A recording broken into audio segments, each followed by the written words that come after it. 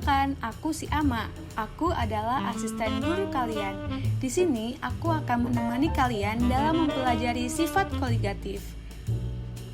Kurang seru ya kalau hanya aku sendiri yang menemani kalian belajar.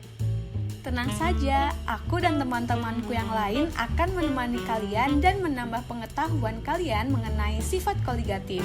Si Ama ditemani oleh Aulia, Thomas, Bima, dan juga Afifah. Salam kenal, kalian sudah penasaran kan kita mau membahas apa? Yuk langsung aja kita belajar. Ada es krim. Kalau ngomongin soal es krim, siapa coba yang gak suka? Pasti semua suka kan?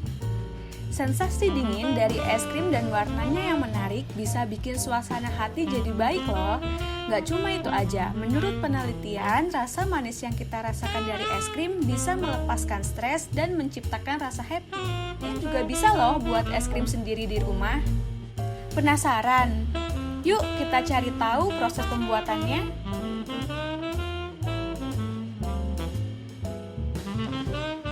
Jadi, proses pembuatan es krim ini membutuhkan waktu yang cukup lama dan bantuan beberapa bahan yang sering kita gunakan. Salah satunya yaitu garam. Penambahan garam ke dalam alat pembuat es krim ini memiliki tujuan tertentu loh. Tujuan dari penambahan garam yaitu untuk menurunkan titik bekunya.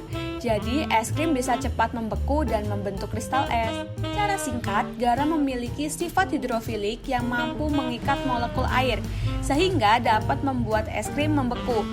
Dalam pembuatan es krim, garam mengubah suhu adonan karena partikel garam mengganggu partikel air dalam fase padat. Kemudian, es menjadi cair dan melebur hingga 0 derajat Celcius karena ditambahkan garam tadi. Jadi, garam sangat berfungsi dalam pembuatan es krim karena manfaatnya sangat besar. Hal ini merupakan salah satu penerapan dari prinsip sifat koligatif. Selanjutnya, kita akan membahas mengenai hubungan diagram PT dengan penurunan titik beku. Perhatikan diagram fase di layar teman-teman ya. Nah, dari grafik terlihat bahwa titik beku larutan lebih rendah dari titik beku pelarutnya. Bisa dilihat pada titik C aksen.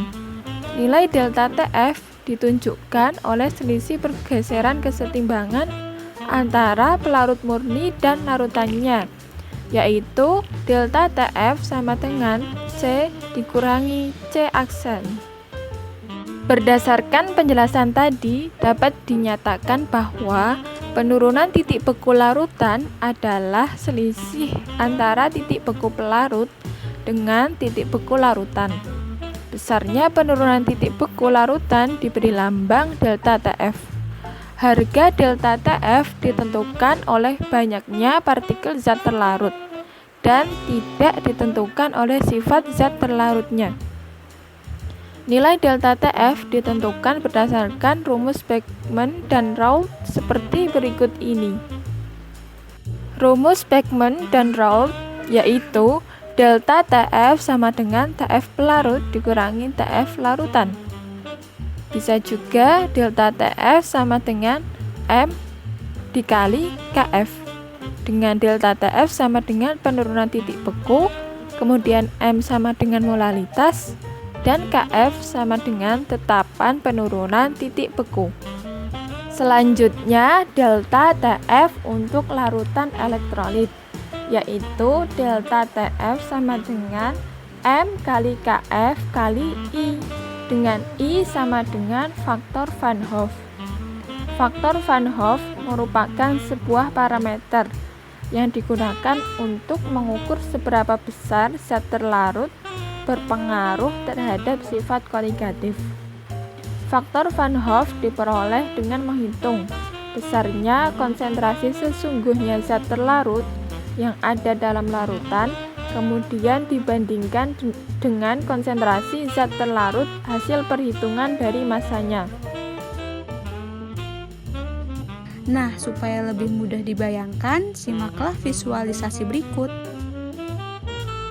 Untuk senyawa non-elektrolit, mereka dapat larut, namun tidak mengalami disosiasi atau pemecahan atau pemisahan menjadi ion-ion ketika dilarutkan dalam air.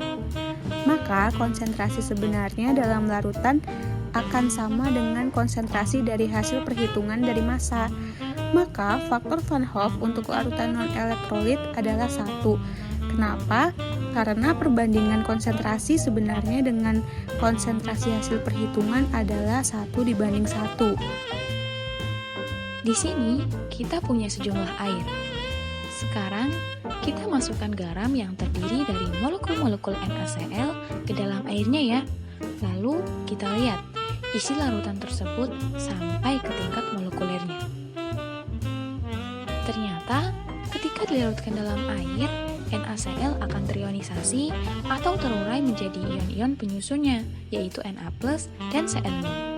Setiap senyawa NaCl akan menghasilkan 1 ion Na+ dan 1 ion Cl-.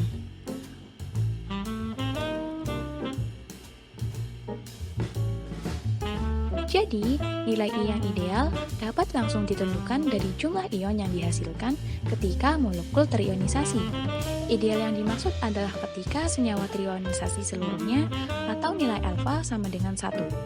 Dalam hal ini, NaCl menghasilkan 1 ion Na+ dan 1 ion Cl-.